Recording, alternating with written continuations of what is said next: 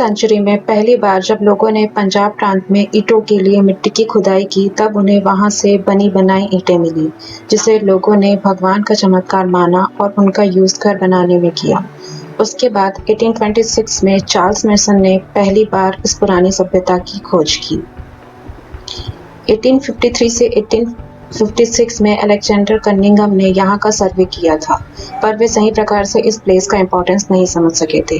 1856 में कराची से लाहौर के बीच रेलवे लाइन के कंस्ट्रक्शन के बीच बर्टन ब्रदर्स द्वारा हड़प्पा स्थल की सूचना सरकार को दी गई और इसे हड़प्पा सभ्यता के नाम से भी जाना जाने लगा।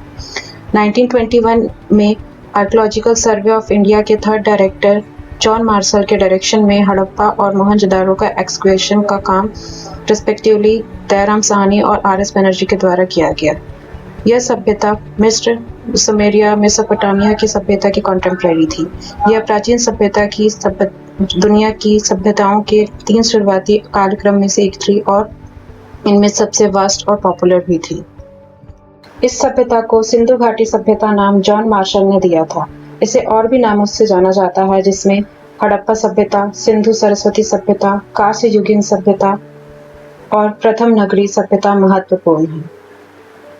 इस सभ्यता का area approx 12,99,600 square kilometre and shape triangular था, जो east to west 1600 kilometre and north to south 1400 kilometre विस्तृत था।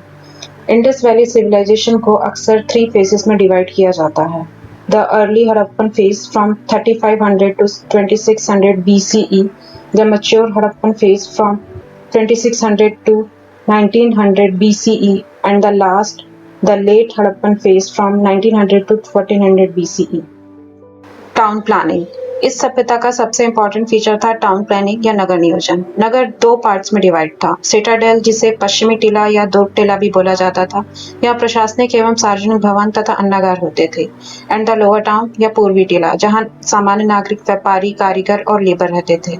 इस टाउन प्लानिंग की कुछ और भी विशेषताएं थी, like street drainage system and the great bath. इस सभ्यता में समतामूलक समाज था। हड़प्पा और मोहनजोदारो से नारी मूर्तियों की अत्यधिक संख्या को देखते हुए सैंधव समाज को मात्र सत्तात्मक माना जाता है।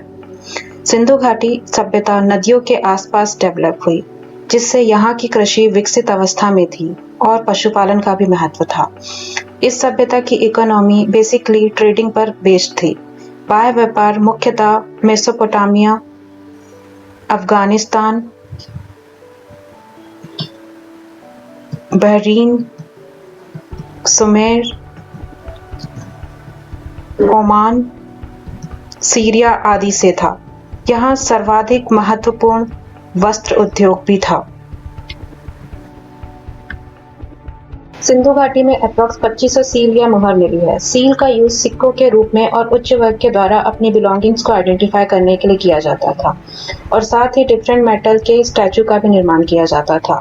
हड़प्पाई लिपि के साक्ष्य मोहरों के अलावा मिट्टी के बर्तन से भी मिले हैं। सिंधु लिपि का सर्वप्रथम साक्ष्य 1853 ईस्वी में प्राप्त हुआ, जबकि 1923 ईस्वी तक पूरी लिपि प्रकाश में आई। यह भाव चित्रात्मक लिपि है, पिक्टोग्राफ, जिसे वाउस्टोफेंडम भी कहते हैं, क्योंकि ऐसी लिपि पहले right to left and then left to right लिखी जाती है।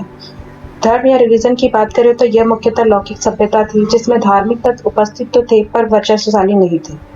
मातृ देवी की पूजा प्रचलित थी, जिसमें कुछ मुहर के चित्र संभवतः पृथ्वी पूजा या उर्वरता की देवी का प्रमाण। इस सभ्यता के पतन के संबंध में विद्वानों में मतभेद है, जैसे इकोलॉजिकल इनबैलेंस, बाढ़, भूकंप, आर्य आक्रमण जैसे बहुत से कारण हैं। संभवतः अलग अलग स्थलों के पतन के लिए अलग अलग फैक्टर्स रिस्पॉन्सिबल रहे होंगे।